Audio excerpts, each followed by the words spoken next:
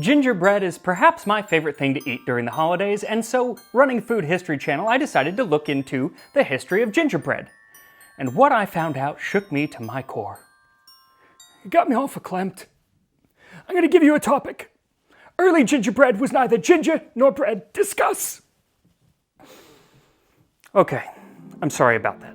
Regardless of early gingerbread sometimes not being anything like what we eat today, I decided, nevertheless, to make my own medieval gingerbread. This time on Tasting History.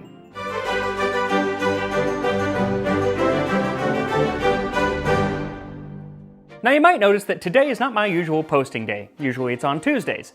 But when the channel How to Make Everything reached out and let me know that they were making a mortar and pestle from scratch in the way that it would have been done in ye olden days, and wondered if I wanted to use it in a recipe, I kinda had to jump at the chance.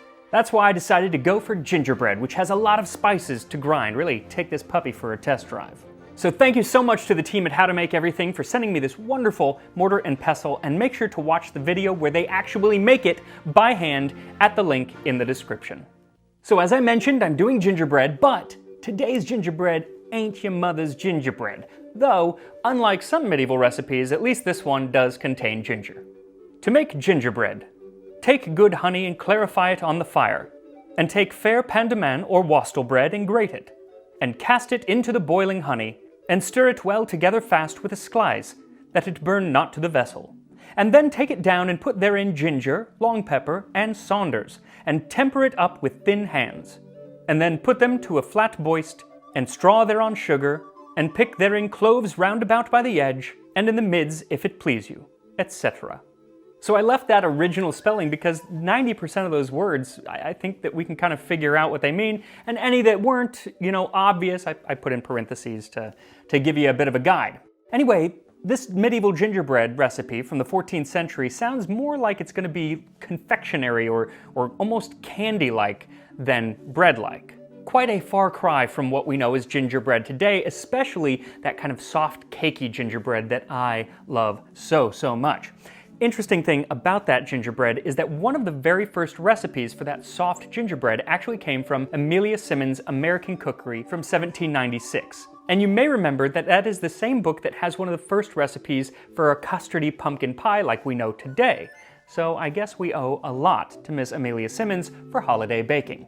But as for our medieval gingerbread, what you'll need is 1 cup or 330 grams of honey, 1/2 loaf or 250 grams of white bread. A note about both of these ingredients, don't feel like you have to stick right to those exact amounts because it's going to vary depending on what kind of bread you use and how dry it is. And it does need to be really very dry because we're going to make breadcrumbs out of it.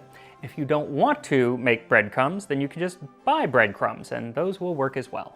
1 tablespoon dried ginger, 3/4 teaspoon long pepper, a 1/2 teaspoon sandalwood. And a note on all 3 of those ingredients, those amounts again, you can change up. I really want a strong ginger flavor, so I'm using quite a bit of ginger.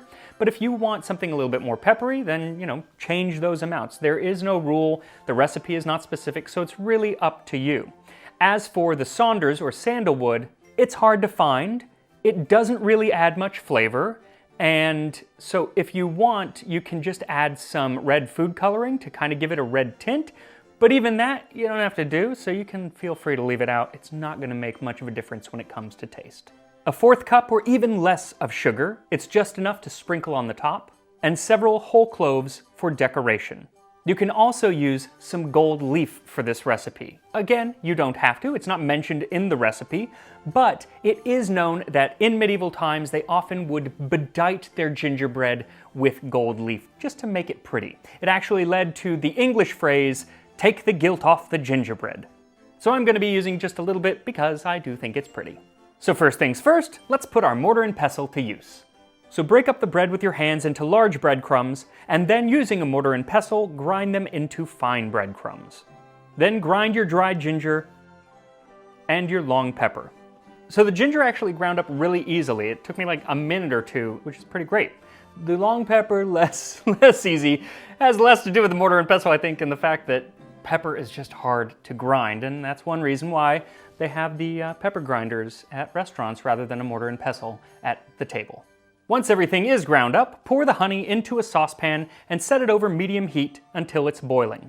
Now you may recall, if you watched my video on mead, there was a word in the recipe, leng, which I had trouble finding a definite definition. And I actually had some wonderful linguists reach out to me with ideas of where it could have come from, and all fascinating, but nothing was definitive.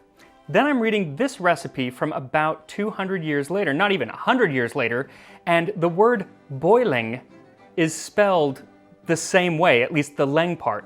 So I'm curious if leng ended up meaning boiling, which or was just a shortened version, which would have made sense in that original video. I think that is just, I think it's so interesting etymologically, which is probably why I don't get invited to a lot of dinner parties. Now when it comes to the honey, most honey that you're going to be buying is already clarified, so you're not going to have to skim anything off the top. If you are using unclarified honey, then there might be some things at the top that you need to skim off, so go ahead and skim those now.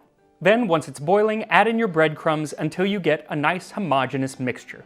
So here's where you need to be a little bit flexible with the ingredients, because the amount of breadcrumbs that you're going to add can vary.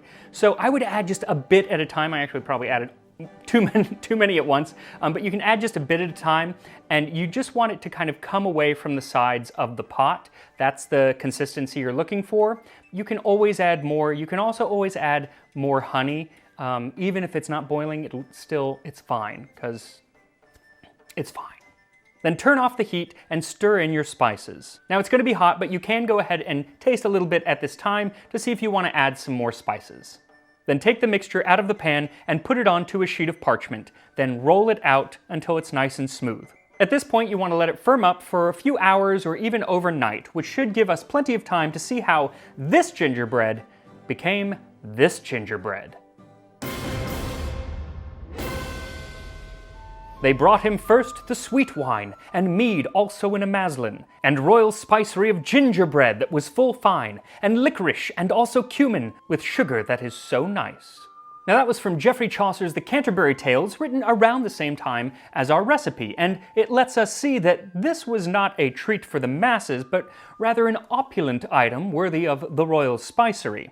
And while not always necessarily royal, gingerbread and other spiced breads had definitely been a luxury item since their introduction to Europe. According to legend, in 992, the Armenian monk Gregory of Nicopolis brought a honey and spice treat possibly similar to those that had been eaten in ancient Rome and even ancient Greece to Bondaroy, France, where his guests on tasting the cake believed they were experiencing all the delights of heaven.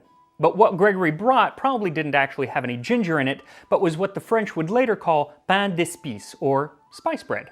But ginger or no, spiced cakes began cropping up all over Northern Europe. Pfefferkuchen, or pepper cake, in Germany, which oddly enough didn't have any pepper in it, or pierniki trunski, or Torun gingerbread from Poland, which did contain ginger and is first mentioned as being baked in 1380, around the same time as our recipe from England. Now before that, in the 13th century, the monks of Nuremberg began creating a baked good called Lebkuchen. And they took this cake so seriously that in the 15th century, they established a guild to regulate its production. Essentially, other than Christmas and Easter, nobody was allowed to make this cake except for the bakers in the guild. And according to legend, the Holy Roman Emperor Frederick III, in an effort to bolster his popularity, had 4,000 Lebkuchen molded in his likeness for the children of the city. Following Frederick's foray into propagandistic baked goods, Queen Elizabeth I herself decided to dabble in the power of the gingerbread man. Supposedly, at one of these grand feasts that the Virgin Queen held, she had baked a collection of gingerbread men and perhaps gingerbread women, all in the likeness of her courtiers and visiting dignitaries. Now, we don't know a lot about why exactly she did this or how well it was received, but I like to imagine that it was Elizabeth's way of telling people what she thought of them at any given time. Here is your gingerbread likeness, Lady Knowles. It really catches your beauty. And Sir Walter Raleigh. The resemblance is uncanny. Queen Elizabeth was not the only Elizabethan enamored with gingerbread, for at the same time, William Shakespeare wrote, "And had I but 1 penny in the world, thou shouldst have it to buy gingerbread."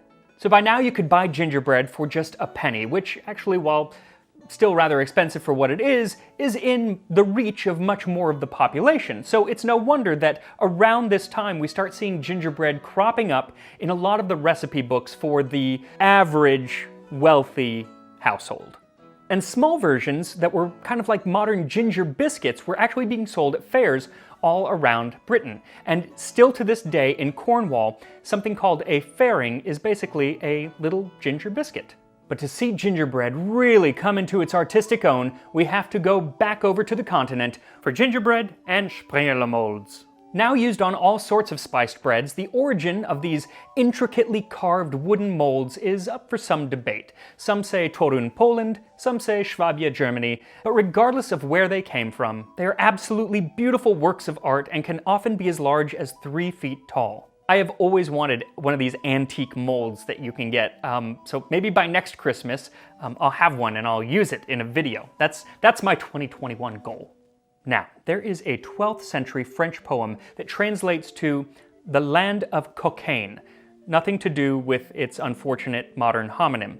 Instead, it was this kind of mythical medieval land of plenty and opulent foods that crops up all through art and literature through the Middle Ages. And in this poem, a peasant is dreaming of a land where the houses were made of barley sugar and cakes, the streets were paved with pastry. Sounds just delightful. So 700 years after this poem, 2 brothers decided to retell the story in a sort of fairy tale called Das Märchen vom Schlaraffenland. And perhaps it was one of these houses made of cake that inspired another fairy tale that these 2 wrote about a non-child-friendly cannibalistic witch. Not very Christmassy, you say, but the Grimm brothers' fairy tale, Hansel and Gretel, started a tradition of decorating gingerbread houses around Christmas time that flourished throughout Germany, Europe, and even in the Americas all through the 19th century. Now I can tell you that our medieval gingerbread's consistency is not going to make for a very good gingerbread house, but as Paul Hollywood always says on the Great British Bake Off whenever they're making gingerbread houses, it all comes down to taste. So once your gingerbread is cooled and firmed up a bit, go ahead and straw or scatter a bit of sugar over the top. The amount is really up to you. Now at this point, you can cut it up however you want. I ended up just doing little squares, but you could use cookie cutters or even have some sort of stamp and imprint something on it. It should be soft enough to do so. Then you can go ahead and decorate it with the cloves and or the gold leaf if you want. So here we are, medieval gingerbread. Now the interesting thing with the clove is, I'm guessing people weren't eating full cloves because that's odd, but just putting the clove in there for a few minutes, I'm thinking it's going to give it quite a bit of flavor because I can smell it really coming through. It doesn't take much. Clove is really, really strong. So let's give this a try. The nice thing is, if there's any gold on it, you can actually eat that. It is edible. Let's have a go.